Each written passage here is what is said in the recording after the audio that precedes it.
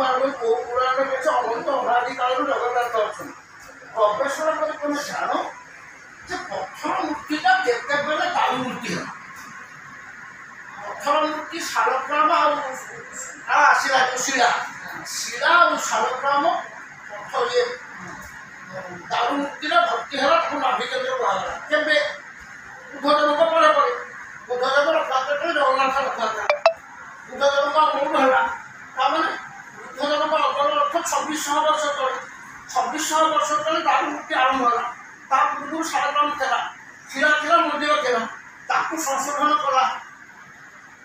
ତା ପୂର୍ବରୁ ମନ୍ଦିର ପ୍ରତି ହେଇଥିଲା, ତାକୁ ପୁଣି ଇନ୍ଦ୍ରଦ୍ୟୁମ୍ନ ଆଣିଲେ, ତାକୁ ଉଦ୍ଧାର କଲେ, ତାକୁ ପୁଣି ବ୍ରହ୍ମା ପ୍ରତିଷ୍ଠା କଲେ।